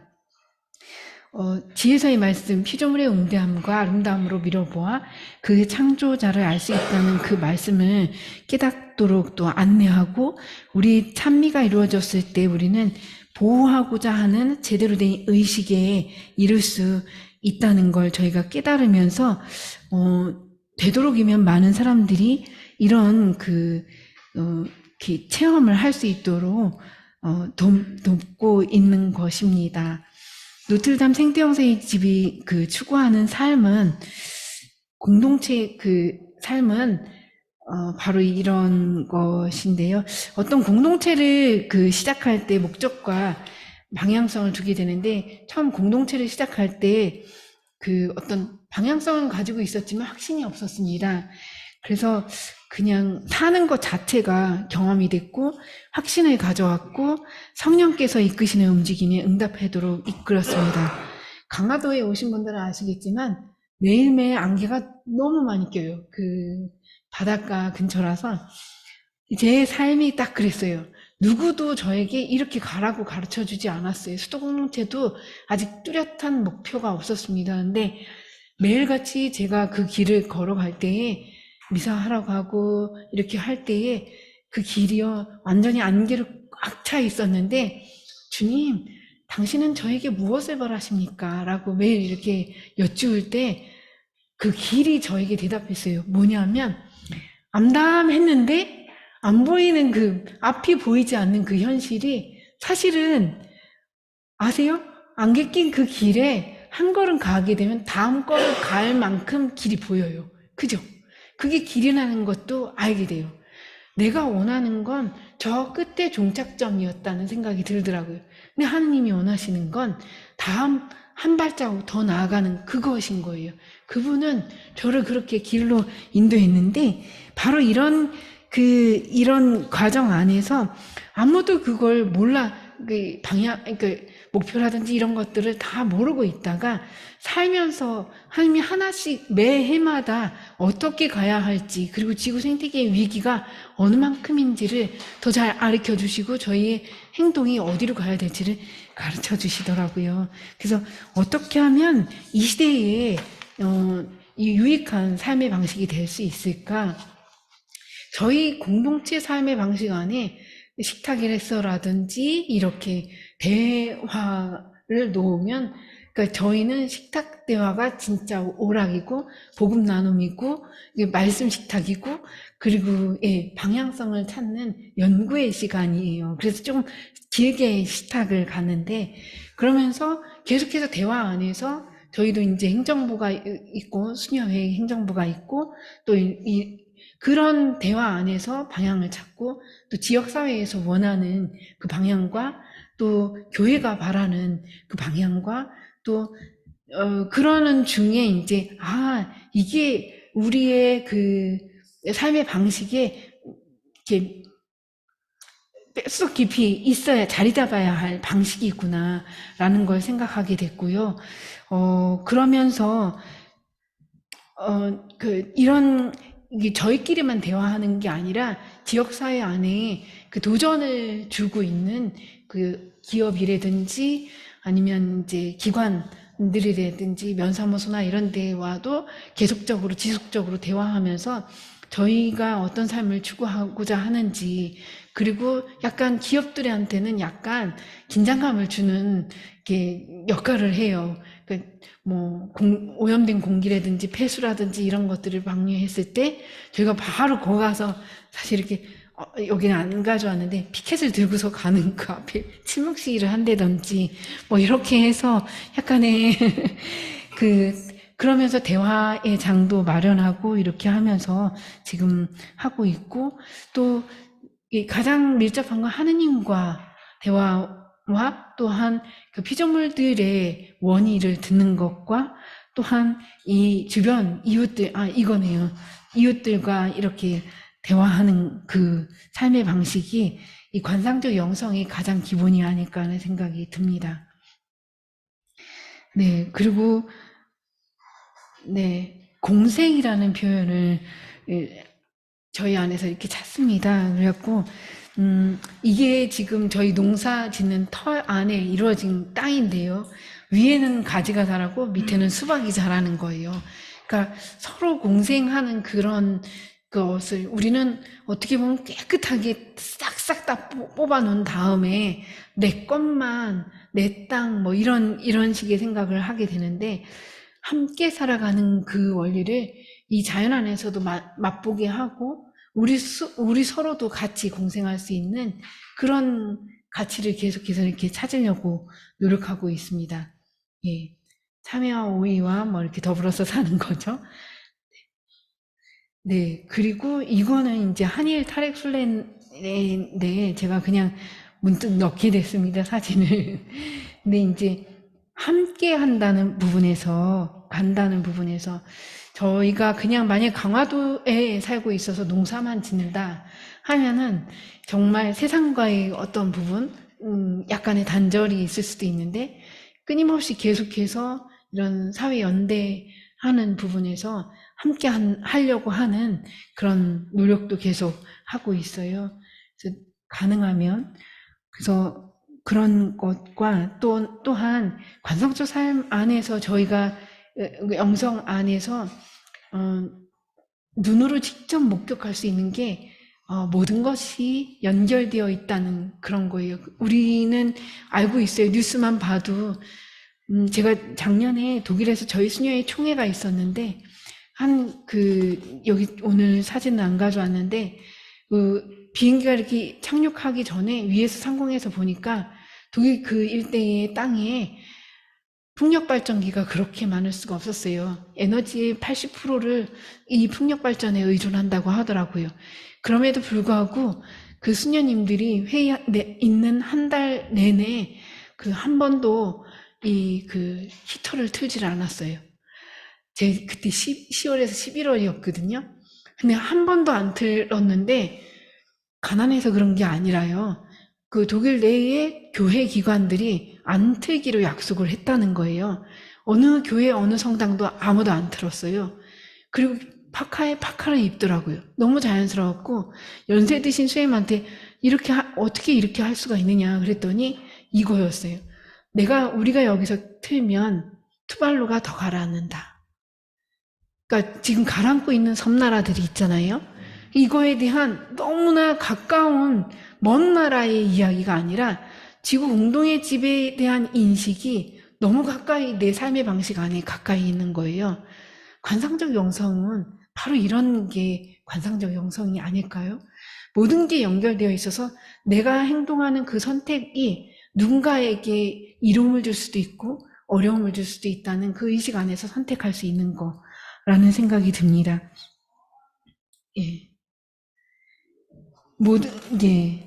그래서 여기 이를 위해서 저희가 오시는 분들과 저희와 함께 씨앗을 지금 심고 있는 아이들이 있는데, 땅을 살리는 농사를 하는 것, 그리고 계속되는 순환이라고 표현했는데, 제가 이렇게 저희 집을 이렇게 관상을 그냥 바라보면 모든 것이 그냥 시스템 안에서 연결이 되어 있어요. 그게 어떻게 되냐면 계속해서 이렇게 설거지한 물은 다 밭으로 가요. 그만큼 이제 세제를 안 사용하니까 오히려 쌀뜨물이나 이런 사용한 음식물 찌꺼기는 밭을 이롭게 하니까요. 거름이 되니까. 그래서 그렇게 보내고, 똥땅 살림방이라고 저희가 이름을 지었는데, 생태 화장실을 바깥에 이렇게 대소변을 다 받아서 이제 잘 숙성을 시켜서 농사용 거름으로 사용하죠. 이렇게 그래서 그 기부하라 이렇게 저희가 이렇게 표현을 하는데 저희 집에 오시면 그런 경험을 하실 수 있습니다.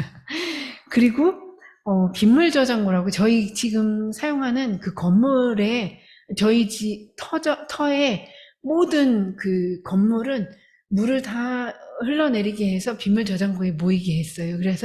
그래서 흘러 넘치죠. 근데 그 빗물 저장고에 있는 물로 이렇게 감을 때에 이 물로 이렇게 물을 주거나 사용하고 있어요. 가능하면 고기나 생선만 빼놓고는 다 모든 농작물을 저희 밭 안에서 다 수확을 해서 하고 있고요. 그래서 저희 쌤들인데 음식으로 지구를 지킨다. 그래서 저희가 전환을 했어요. 육식에서 가능하면 채식으로 이렇게 전환하는 삶을 바꾸었습니다. 그리고 에너지는 태양광 에너지를 설치해서 모든 건물의 에너지를, 전기 에너지를 다 태양광으로 다 사용하고 있고요. 그래서 저희 집을 이렇게 보다 보면 이 시스템이 먹고 싸고 버려지는 그 물 모든 것이 다 순환 관계 안에 있고 동물들까지도 다 그렇게 흘러가고 있습니다. 그래서 자랑하는 게 아니라 불편합니다. 불편한데 그걸 선택하는 거죠, 일부러. 자원순환 가게도 하고 있어요, 저희가. 그래서 저희 모든 교회 단위체들에서 이런 자원순환 가게를 운영하시면 훨씬 이 사회에 기여하는 바가 클 거라는 생각이 들어요. 성당이나. 그래서 저희도 공동체가 조금 큰 공동체이기 때문에 이웃에서 페트병이나 이런 걸 모아서 가지고 오시면 저희가 깨끗하게 보관을 했다가 트럭 한 대가 와서 다 이 모든 저희는 쓰레기라고 안 하고 자원이라고 하는데 다 이렇게 다시 이렇게 자원으로 돌려보내고 있습니다. 그래서 가능하면 100% 음식물 쓰레기들은 다 동물들이 닭들이 먹고 있고요. 그래서 이렇게 순환 관계를 이렇게 유지하고 있고 가능하면 계속해서 유지하려고 노력하고 있습니다. 네. 다시 예레미야서 6장 16절로 이렇게 봤을 때 주님께서 옛 길을 물어보아라. 좋은 길이 어디냐고 물어 그 길을 걷고 너희 영혼이 쉴 곳을 찾아라. 그러나 그들은 그 길을 가지 않겠습니다 하였다. 모든 장상연합회라고 전체 10,000명이 되는 수녀들의 연합회가 있어요. 그 수녀들의 연합회와 전 세계 수녀들의 연합회가 있어요. 그 수녀들의 연합회에서 이 성경 말씀을 딱 내놓고서 우리가 어떤 길을 선택해야 할지 앞으로 지금부터 시작해서 지난해 총회부터 시작해서 앞으로 6년간 우리의 선택이 너무나 중요하다라고 하면서 저희 가슴에 이렇게 새기도록 했습니다. 근데 저는 이 말씀이 우리 모든 크리스찬들에게 너무 필요한 말씀인 것 같아서 가지고 왔고요. 그 갈림길 안에서 우리의 선택이 너무 중요하다는 생각이 듭니다. 제가 바빠지면 딴소리를 해가지고요. 네. 문명의 전환길에서 돌보고 지키는 것에 대해서 책임을 갖게 하는 교육은 정말 중요합니다. 그러나 이게 양귀비꽃이에요. 하트처럼 펴서 너무 예뻐서 저희 찍은 거고요. 그러나 그보다 더 중요한 것은 그들이 사랑받는 존재이며 나아가 모든 피조물들을 사랑하도록 돕는 것입니다. 사랑받는 존재임을 깨달은 이는 사랑하게 되고 사랑하게 되면 지키고 보호하게 됩니다. 문명의 전환점에서 지속 가능하도록 하는 우리의 모든 행동은 결국 이 사랑으로부터 왔음을 깨닫게 됩니다. 이 사랑은 이게 어느 날 새가 제 손에 이렇게 딱 앉았어요. 너무 신기해서 사진을 찍었어요. 이 사랑은 이상적인 지성에 그치는 것이 아니라 행동을 통해서 계속 움직입니다. 관상은 사랑하는 것입니다. 관상은 자신의 자리에서 하는 작은 행위로도 온 세상을 끌어안을 수 있게 합니다. 우리 시대의 시급함 안에서 사랑을 아는 이들의 행동은 사랑 그 자체가 되어 하느님과 일치를 이루는 길을 걷게 할 것입니다. 생태 문명으로의 정의로운 전환을 꿈꾸며 너무나 익숙해져 있는 인간 중심적 사고에서 생명 중심으로 지구 중심적 사고와 또 행동을 선택하려는 모든 행위에는 강제성이 없습니다. 다만 시급함을 인식한 이들이 자발적, 능동적, 주체적인 행동을 하게 되는 것입니다. 해야만 한다고 강제로 끌고 가면 이벤트성 행동에 그치고 말 것입니다. 마치 이런 것이죠. 토끼를 본 사냥개는 토끼를 본 사냥개와 다르다는 거죠. 그러니까 토끼를 본 사냥개는 토끼를 잡을 때까지 달려가요. 근데 그 사냥개를 본 사냥개는 자기가 지치면 그만두는 거죠. 근데 지금 우리에게 필요한 건 이 사랑에 대한 체험, 내가 어떤 존재인지를 아는 그 체험, 궁극적인 체험이 부족하기 때문에 이렇게 뭐가 필요한지, 무엇을 해야 하는지 몰라서가 아니라 알면서도 하다가 그치고 뭘 해야 되나요? 라고 묻는 게 아닐까 하는 생각이 듭니다. 의미와 동기 제공이 되면, 즉 사랑하게 되면 주체적으로 행동하게 될 것입니다. 이러한 삶의 태도에서 깨닫게 되는 것은 하느님께서는 우리를 생명의 기회로 강제로 끌고 가시는 것이 아니라 우리에게 자유를 주시고 다만 먼저 달려나와 기다리시는 분이심을 알게 됩니다. 또한 부활하신 그리스도를 오늘 나의 모습으로 살고 있음을 깊이 깨닫게 됩니다. 이로써 하느님과의 일치를 삶 안에서 맛보게 됩니다. 이게 바로 관상적 영성이 아닐까 생각합니다. 관상적 영성은 하느님과 함께 현 시대의 요청에 민감한 행동을 하도록 합니다. 미래가 없고 더 이상 희망이 없는 이들의 선택을 하는 것이 아니라 창조하신 신의 창조가 지속 가능하도록 협력하는 선택을 하는 것입니다. 하느님이 늘 함께 하심을 알기 때문입니다. 그러므로 관상적 영성은 우리 삶 안에서 하느님께서 하느님이시도록 우리가 하느님이 아닌 것이죠. 우리를 돕습니다. 그리고 우리 자신은 피조물 가운데 하나로서 창조주이신 하느님을 닮아가도록 돕습니다.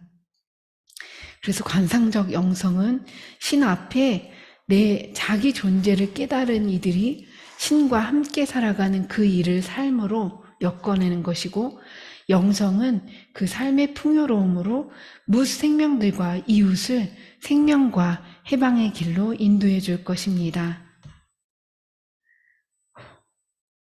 그리고 자연에 대한 이기적 약탈과 신에게 대응하는 인간 중심적 세계관이 선택해온 우리 인류의 얼굴은 그리 정상적으로 보이지 않습니다. 관상적 영성을 조명해 볼 수 있는 잣대는 우리가 자연을 어떻게 관계하고 있는지, 이웃을 어떻게 관계하고 있는지를 보면 신과 어떻게 관계하는지를 알아볼 수 있습니다. 하느님과의 관계 방식이 다른 생명과의 관계에도 그대로 반영된다는 것을 안다면 우리의 세계관을 형성하는 시작이 일단 신 앞에 멈추어 머물 수 있어야 함을 깨닫게 될 것입니다. 신이 함께한다는 것을 아는 것은 모든 것을 경이로움 안에서 존중하며 잘 관리하는 청지기 정신으로 대하게 될 것이기 때문입니다. 그런 사람은 이런 질문을 하겠죠. 우리는 어디에 와 있는지, 어떻게 여기에 오게 됐는지, 어디로 가야 하는지, 미래에는 뭐가 가능한지, 난 뭘 할 수 있는지. 네. 산업 문명에서 생태 문명으로 전환해가는 갈림길에서 로마서 8장 11절에 이 말씀은 오늘 자신을 부르는 말씀으로 듣게 되는데요. 모든 생명들이 연결되어 있음을 믿는 이들이 끊임없이 말씀에 머무르며 땅을 살리고 사람들의 꿈을 꿀 수 있도록 도와주고 희망을 가지고 용기 있게 나아가도록 돕는 것이 필요합니다. 학자들이 말하듯이 지구 공동의 집을 망가뜨린 주범이 인간이지만 회복시켜야 하는 것도 인간입니다. 분명 생태 문명으로 가야 지속 가능한 삶이 될 것임을 우리는 압니다. 그렇지만 첨단 과학 문명에 익숙한 우리가 어떻게 생태 문명으로 전환할 수 있을까? 신이 존재하지 않는다고 생각하는 우리 시대에 신과 함께 살아가는 삶을 증거하는 이들이 절실히 필요합니다. 제가 또 한 가지 말씀을 내놓자면 예레미야서 12장 10절에서 11절의 말씀입니다. 수많은 목자들이 내 포도밭을 파괴하고 내 몫을 짓밟았다. 그들은 내 탐스러운 몫을 폐허의 광야로 만들었다. 그들이 내 몫을 폐허로 만들자 폐허가 된 그곳이 나를 향해 통곡한다. 온 땅이 폐허가 되었는데도 그 일을 마음에 두는 사람이 아무도 없다. 온 땅이 폐허가 되었는데도 그 일을 마음에 두는 사람이 아무도 없다. 이 말씀이 굉장히 저에게 지금 이 시대를 살아가는 한 그리스도인으로서 이렇게 가만히 있지 못하도록 만드는 말씀이 되었습니다. 네. 함께 때를 알아볼 수 있으면 좋겠고요. 지금이 바로 그 때라는 것을 이렇게 어렵게 돌아 말씀을 드렸네요. 부족한 말씀 들어주셔서 감사합니다.